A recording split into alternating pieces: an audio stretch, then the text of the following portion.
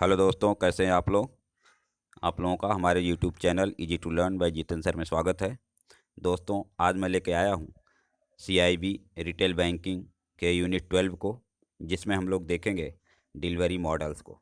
इससे पहले हम लोगों ने देखा है दोस्तों डिलीवरी चैनल्स को, लेकिन अब देखेंगे डिलीवरी मॉडल्स को। ठीक है दोस्तों, क्या क्या डिफरेंट डिलीवरी मॉडल्स हैं। ठीक है दोस्तों, तो हम लोग इसमें आगे बढ़ते हैं और देखते हैं ये डिलीवरी मॉडल्स क्या क्या होते हैं। ठीक है दोस्तों, तो दोस्तों डिलीवरी मॉडल में स्पेशली हमारे पास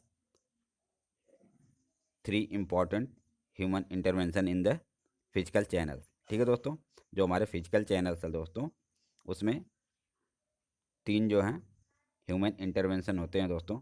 पहला होता है internal customer and staff to the branch. ठीक है दोस्तों, जो कस्टमर हमारे होते हैं और जो ब्रांच के स्टाफ हैं, ये दोनों हमारे डिलीवरी को प्रभावित करते हैं। दूसरा होता है दोस्तों स्पेशलाइज्ड मार्केटिंग पर्सनल। ठीक है दोस्तों, और तीसरा होता है डायरेक्ट सेलिंग एसोसिएट्स। तो अब इसमें हम लोग एक चार्ट के माध्यम से इसको देख लेते हैं, जो हमारी सर्विस है उसकी डिलीवरी कैसे कैसे हो रही है दोस्तों। तो देखें, इसके लिए है ब्रांच और बियॉन्ड ब्रांच। ब्रांच में कैसे होती है और ब्रांच के बाहर कैसे होती है। ठीक है दोस्तों, तो ब्रांच में क्या होता है, ब्रांच के स्टाफ होते हैं दोस्तों और डेडिकेटेड मार्केटिंग मैनेजर्स होते हैं दोस्तों। ये नॉर्मल स्टाफ होते हैं, इनके पास कई तरह के काम होते हैं दोस्तों, लेकिन ये जो डेडिकेटेड मार्केटिंग मैनेजर्स होते हैं दोस्तों, इनका काम केवल मार्केटिंग से रिलेटेड चीज़ों को देखना होता है दोस्तों। तो ये हो गए हमारे ब्रांच लेवल पे। दूसरा होता है दोस्तों बियॉन्ड ब्रांच, ब्रांच के अलावा, ब्रांच के बाहर। इसके लिए दोस्तों बैंक ने व्यवस्था किया है डायरेक्ट सेलिंग एसोसिएट्स की। ठीक है दोस्तों, अब देखें इंटरनल कस्टमर और जो स्टाफ एट ब्रांच लेवल, उनका क्या है दोस्तों। In retail banking delivery staff of the branch play a very crucial role in the entire delivery process. They are responsible for the end-to-end service delivery, and any deficiency in delivery will result in customers dissatisfaction। ठीक है दोस्तों, इसका मतलब ये है कि जो internal staff होते हैं, ये बहुत ही क्रुशियल रोल पे करते हैं, और इनका व्यवहार, इनका काम करने का ढंग हमारे कस्टमर को बहुत ज़्यादा प्रभावित करता है। ठीक है दोस्तों, all the staff member should aim at a focused approach for effective delivery of service. ठीक है दोस्तों, सभी स्टाफ को फोकस मोड में काम करना चाहिए, जिससे कि हमारा डिलीवरी सर्विस जो है बहुत ही अच्छे ढंग से हो। How to overcome this problem, मतलब कोई स्टाफ काम ठीक से नहीं करता, कोई करता है, इसको कैसे करना है। ठीक है दोस्तों, in many of the public sector bank, retail banking is carried on only a separate department activity, not a strategic business unit. Only in foreign bank and new generation private bank, retail banking is practiced as a SBU। ये पहले भी हम लोग देखे दोस्तों कि हमारा जो PSBs हैं और रूरल बैंक वगैरह हैं दोस्तों, गवर्नमेंट बैंक है, उसमें डिपार्टमेंटल अप्रोच होता है, और जो new generation private sector bank है उसमें स्ट्रेटजिक बिजनेस यूनिट का यूज़ किया जाता है। ठीक है दोस्तों, तो इसमें आगे है कि for efficient service delivery staff should possess for following characteristics and traits. तो जो स्टाफ है दोस्तों, अगर अच्छी सर्विस देनी है तो उसके पास क्या क्या ये होनी चाहिए दोस्तों। तो अंडरस्टैंडिंग होनी चाहिए कस्टमर के प्रति, उसके पास थोड़ा सा सद्भावना होना चाहिए कि कस्टमर क्या मांग रहा है और क्या चाह रहा है, उनको समझने की क्षमता होनी चाहिए हमारे ब्रांच के स्टाफ के पास। Cross selling the right product to match their requirement. बहुत सारे कस्टमर ऐसे हैं दोस्तों जो खुद चाहते हैं कि हमारा एक अकाउंट है, कुछ सेविंग के लिए दूसरा अकाउंट खुल जाए, कोई बीमा हो जाए। तो हमारे स्टाफ को इन सब चीज़ों पर ध्यान देते हुए काम करना चाहिए। Post sale service follow up for customer satisfaction. मान लिया दोस्तों आज आपने कोई चीज़ भेज दिया, तो उसके बाद उसमें कुछ सर्विसिंग है, या कोई आदमी उसके बारे में जानकारी और लेना चाह रहा है, या कुछ नया चीज़ जानना चाह रहा है, तो ये नहीं कि वो एक बार आपका काम निकल गया उससे पल्ला झाड़ लिया। नहीं, उसको हमेशा अच्छे ढंग से बात करें, उसको समझाएं और जो ज़रूरत है उसको पूरा करें। ठीक है दोस्तों, post sale service follow up customer satisfaction. ठीक है दोस्तों, पोस्ट सेल के बाद जो सर्विसेज होती हैं वही जो हमने डिस्कस किया। ये प्राइवेट कंपनी का जैसे 4 व्हीलर है, 2 व्हीलर है दोस्तों, इसके ऊपर ये जा सकते हैं कि आपने कार खरीद लिया, उसके बाद अगर आपका सर्विस सेंटर में आपकी सर्विसिंग वगैरह नहीं देंगे तो फिर आप जो हैं दूसरे कंपनी के पास चले जाएंगे जो अच्छी सर्विस दे रहा है। ठीक है दोस्तों। Customer empathy, putting your self in the shoes of the customer. ठीक है दोस्तों, आप जो हैं कस्टमर के पॉइंट ऑफ व्यू से सोचें कि हाँ उनको क्या ज़रूरत है और क्या चाहते हैं, तब आप अच्छे ढंग से इसको समझ पाएंगे। Understanding the product feature and services prescription, तो जो आपके पास प्रोडक्ट है उसकी नॉलेज आपको अच्छी होनी चाहिए जिससे आप अपने कस्टमर को अच्छे से उसे समझा सकें। Attitude for customer service and the concept of team in customer delivery. ठीक है दोस्तों, तो आपका एटीट्यूड रहना चाहिए ऐसा कि जिससे कस्टमर को लगे हाँ ये आदमी, ये कर्मचारी हमारे लिए काम करने के लिए तैयार है। ठीक है दोस्तों, तो ये सारी चीज़ें एक ब्रांच स्टाफ के अंदर होनी चाहिए जिससे अच्छी कस्टमर सर्विस दी जा सके। ठीक है दोस्तों। डेडिकेटेड मार्केटिंग मैनेजर, ये जो डेडिकेटेड मार्केटिंग मैनेजर है दोस्तों, बहुत सारे सेक्टर्स ऐसे हैं जो नए नए एजुकेटेड लड़के आ रहे हैं, वो एमबीए वगैरह किए रहते हैं दोस्तों, एमबीए इन मार्केटिंग या एमबीए इन ह्यूमन रिसोर्स। तो ये सारे लोग जो हैं दोस्तों, ये जो नॉर्मल ब्रांच के स्टाफ हैं उनसे अच्छी सर्विस देते हैं और एक्सपर्ट होते हैं। तो ये भी आजकल ब्रांचेस में डिप्यूट किए जाते हैं दोस्तों। The expectation from these officers are explain below. ठीक है दोस्तों, ये जो ऑफिसर्स हैं डेडिकेटेड मार्केटिंग मैनेजर, इनके पास ये सारी क्वालिटी होनी चाहिए दोस्तों।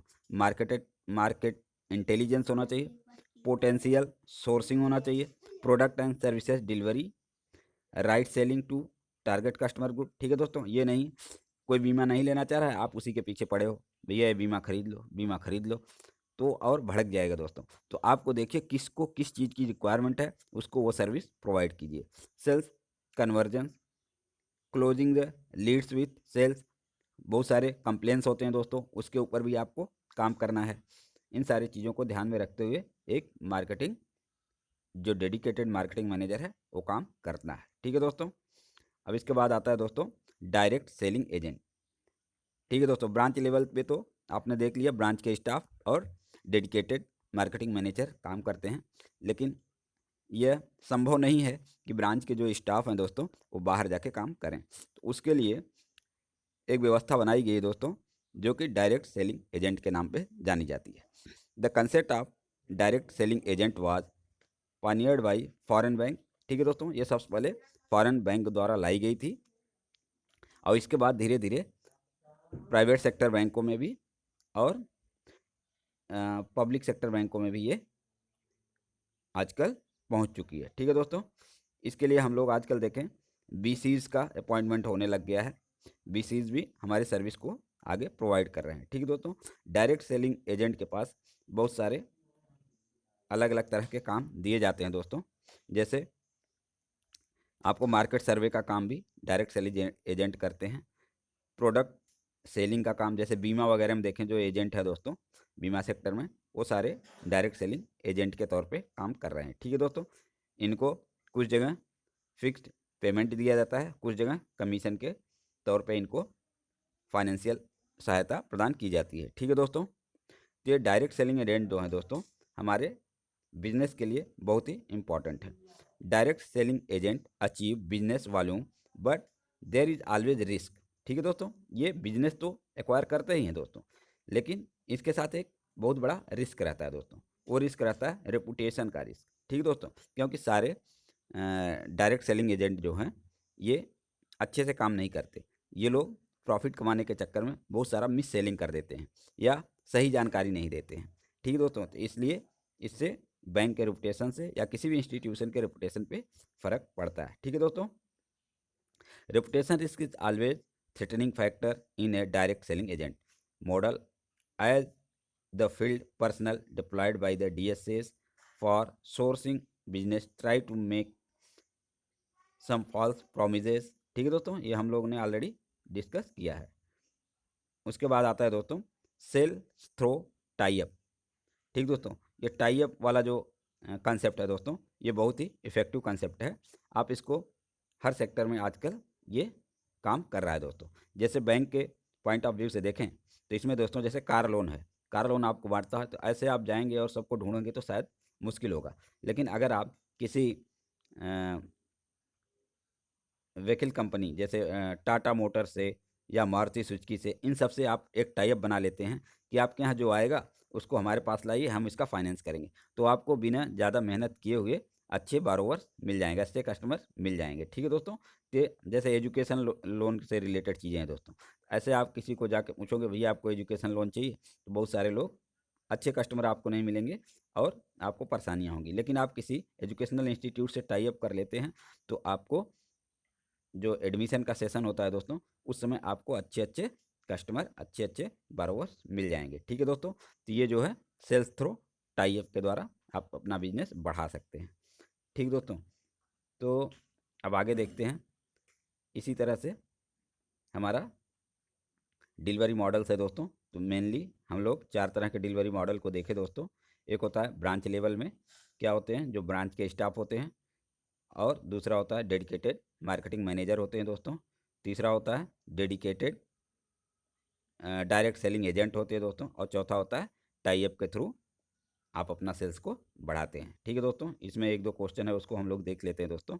Human intervention in delivery of service are internal customer, staff of the branch, specialised marketing personal, direct selling associate. ठीक है दोस्तों, तो इसमें क्या है दोस्तों, इसमें ह्यूमन इंटरवेंशन में सारे लोग आते हैं, इसलिए इसका ऑप्शन हो गया ऑल ऑफ द एबव। ठीक है दोस्तों, अगर हमारा ये वीडियो आपको अच्छा लगे दोस्तों, इसे लाइक करें, सब्सक्राइब करें और अपने दोस्तों से भी सब्सक्राइब करने के लिए प्रेरित करें दोस्तों। थैंक यू दोस्तों, thank you for watching this video.